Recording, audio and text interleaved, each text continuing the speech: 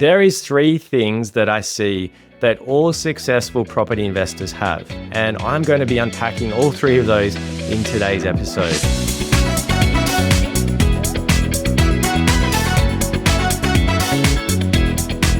Welcome to Buy Assets and Work Less, the podcast that shows you how to stop trading your time for money by buying property and investing. I'm your host, Steve Williams, and I've bought, built, and sold a multi-million-dollar property portfolio. And I've also made mistakes along the way. And I'm going to show you how you can make the right decisions throughout this podcast. There is three things that I see that smart, intelligent, and successful property investors have. And they include number one, mindset, number two is knowledge, and number three is financial readiness. And we're going to unpack all three of those in today's episode. The number one thing that I see that most successful property investors have is mindset. Mindset, as they say, is everything. But what actually is mindset? Well, mindset is the way that you see the world. It's your ability to make decisions. It's the way that you feel. It's your confidence. It's really your whole approach to everything. And if your mindset's in the right place, and you're bound to get better results. One of the biggest hurdles that people have in achieving success is themselves. They get in the way of themselves. Like, we all have our baggage, call it, or we've got our past ways of doing things, or we've got our habits, or all of those things that are interfering with our ability to make a decision, to take action, or to actually work towards our goals. If we can sort of step aside from that and see ourselves from outside of that and realize, oh, actually, that's my analytical self coming out there. Let's put that aside for now because we need to make a decision. I'm very much guilty of being an over-analyzing sort of person, and I know what it's like to spin your wheels and not take action at all. But if you've got that self-awareness to be like, yeah, that's me, and realize that the only way you're actually going to step forward and get a result is you actually need to put that aside. Obviously, you need to be confident and like appease to some of those things that are coming up for you. But in today's market, for example, when it's really hot and things are moving really quickly, like in some locations, houses are selling within a matter of hours, especially if it's a good deal, maybe only a couple of days. And if you're this analytical mind that's taking a lot of time to make a decision, well, chances are you're not actually going to be able to buy anything because it's not the way the market works. You need to respond to the way that the market works. So analysis paralysis can be a big thing that gets in the way of people. Another thing I hear a lot is, oh, I can't do this, or it's not for me, or I'm never going to be able to buy a house. With a mindset like that, that's likely what you're going to produce. If you can't see that there is potential, that you do have options, that there's a way that you can work towards your goal, then it's going to seem like it's never going to happen, and you're not actually going to take the action towards achieving that. One of the best quotes I like is 1% each day.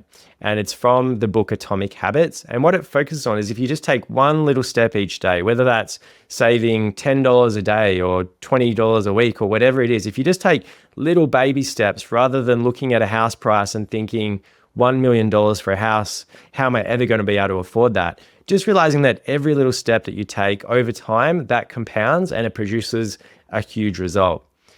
As I said, mindset plays a really big role. And if you can work on your mindset and get clear of the way you work and what could be getting in your way, you're more likely going to have a lot more success. Number two is knowledge. Where do we get our knowledge from? We may hear information from our family, from our friends. Maybe they are experts, maybe they're not. What I urge you to caution is that we need to realize, where are they getting their information from? Are they seeing it in the media? Is it outdated views from like 20, 30, 40 years ago? Maybe they've done it themselves and have learnt tough lessons, but maybe the market timing back then was quite different to what it is now. So definitely get information from varied sources, but really understand, is it actually true for me? And is that really the case?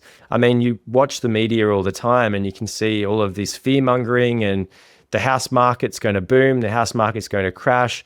But often it's actually quite delayed information. And really the reality is that they're just trying to get your attention. They want you to click on the links because that's how they make money. It may not actually be a source of truth. You then have data and research. This is a little bit more reliable because it's based on facts, but we also need to be aware of how old is the data, where is it coming from, what does it actually mean, and is it skewed or impacted by different different reasons. For example, maybe it's a smaller suburb with not much sales data, which is not going to produce really good results. So you need to take that definitely into account, but need to understand the background of what does it actually mean and how does it impact my decision making. So you might be listening to these podcasts and you've made a really great step because you're learning, okay, I want to be confident in myself and have the knowledge rather than just handing it over to someone. And that's great. That's why you're here, and it's really awesome to have you here. And we love when people are taking on board the learning for themselves. But what I will say is that if you can get advice from people who are in the know, and get varied advice, because everyone has different opinions of ways of doing things. So get the advice and see whether it fits for you and be confident in that, because that advice could mean the difference of success or failure. And in a future episode, I'm going to talk to you about the second property I purchased, which if I had have got advice back then I could have potentially had another $500,000 in growth in my property, but I made the wrong decision because I didn't know any better back in my 20s. So if you can get advice from the right people and see if that applies to you and make the decision and go ahead, you're more likely going to get great results. Number 3 is financial readiness. And they say that property is a game of finance. And I tend to agree with that, because if you can get access to finance, you can leverage that money to buy a property and get started. Financial readiness starts from having your deposit, having maybe a budget or a way of managing your money. Maybe you manage your money with buckets or whatever it is. That's really great. But it's about, I guess, having the ability to manage your money effectively, save money aside, and then have that money ready to then go and put into an asset. That's the first step. And that's something that if you haven't already got in place, we've got some really great stuff coming up, which is going to talk to you about that. Check out the show notes for links as well. But getting your money sorted is not only going to make you feel confident and make you feel like your life is organized, but over time with compounding, it's going to make a huge difference to your experience of life. Because, hey, who here likes to scrape the bottom of the barrel each week trying to pay for the bills? The idea of having money in the bank and being able to meet all your bills, it makes you feel a lot more comfortable. So after that, you've spoken to a mortgage broker and you've got ideas of, okay, what can you borrow? What are your different lending options? Then we look at how do we structure the funding as well. That's really, really critical. And it's important that you set it up right from the start, because if you do set it up incorrectly, it can then avoid you from making decisions in the future. So that's really, really critical in terms of getting financially ready for buying your property. Once you've got all 3 of these in place, so you've got your mindset in check, you've got your knowledge, or maybe you're getting advice if you want to shortcut the process and have someone make those decisions and help you guide you on those decisions themselves. And number 3, you've got your finance ready. So once you've got all those 3 things, and if you're ready to go, then great, well done, you've made it. And you're going to probably be much better off than most property investors, because as I highlighted in the last episode, what a lot of property investors do is they just get a loan and then they just go and buy something down the road because they think they know the area, they want to drive past it on their way home from work, but it's not necessarily the right decision. So if you can get all 3 of those in place, then I can assure you that you're more likely going to have a much, much better result. Well, today we've covered a lot, but we've really only just scraped the surface. There's a ton more that we're going to dive into deeper in all 3 of those areas. And I can assure you that once you feel confident and you got what you need to make the steps, your life's going to be a lot easier and those results are going to be better as well.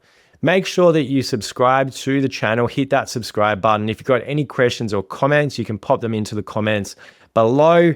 You can also head to our website, buyassets.com.au, where you can actually submit a question and we can feature that in a future episode. Otherwise, I can write back to you as well. You can also follow our social medias, Instagram and Facebook, by going to buyassets.com.au. It's been a pleasure having you here. We look forward to seeing you next week.